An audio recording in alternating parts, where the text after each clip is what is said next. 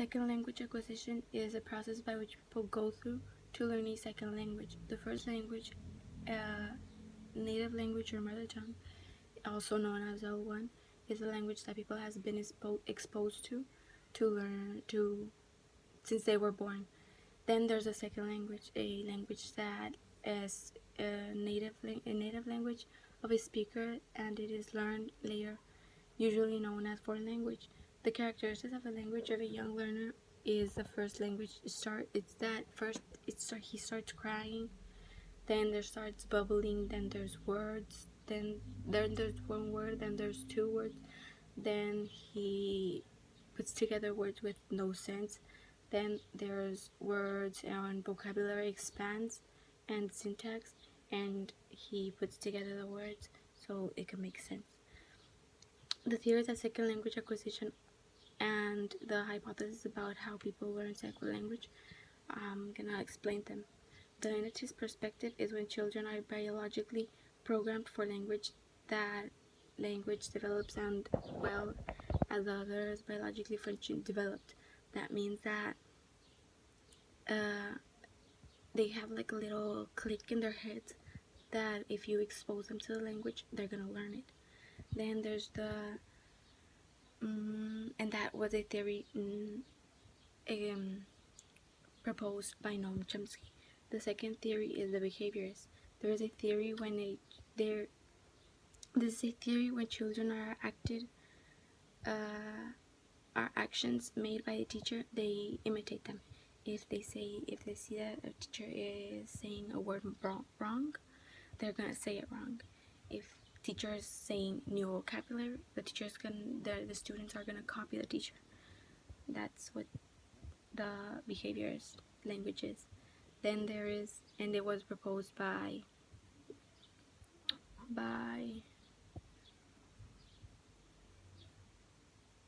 Skinner.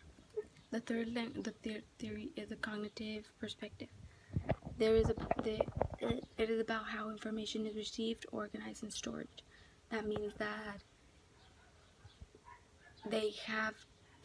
teachers have to tell students the information or the rules that if they're doing a practice or something like that, you have to do it in detail and with order because they're not going to understand.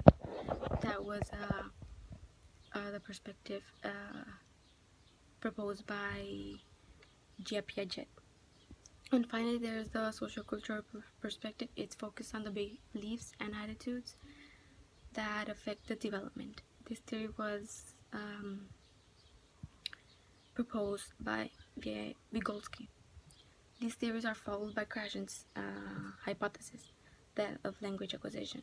The first one is the acquisition learning hypothesis. The second is the monitor hypothesis. This is when acquisition system is able to produce spontaneous speech and then learn the language is used to check what is being spoken, and according to the hypothesis, such self-monitor is going to correct. We're going to have self-correction, and if we say something wrong, immediately we're going to correct it. Then the third one is the input hypothesis. This means that the learners progress more in the knowledge of the language when they comprehend language in the natural order hypothesis, where we acquire rules of language. It's when we know how rules of like, for example, grammar rules, it's gonna go to simple to harder. Then there's the affective filter. This is not the last one.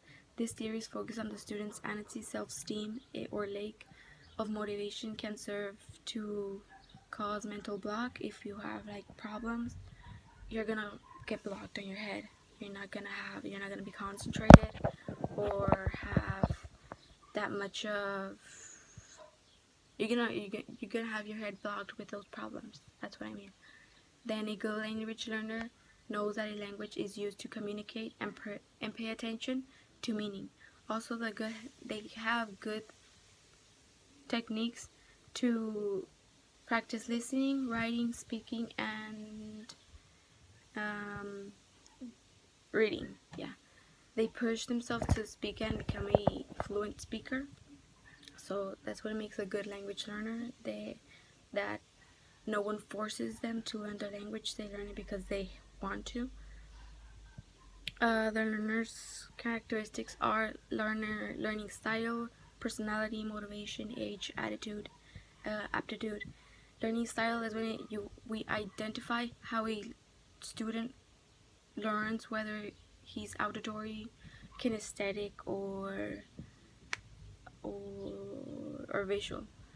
Age refers to how old the student is, and that tells us that if the student's like 8 to 15, it's more easy to him to learn the language because he's going to be exposed to the language since a young age. And when you are exposed to language in an older age, it's like harder to learn and acquire a second language. The perfect age, like I already said, the perfect critical age period to acquire language is 8 to 14 years old.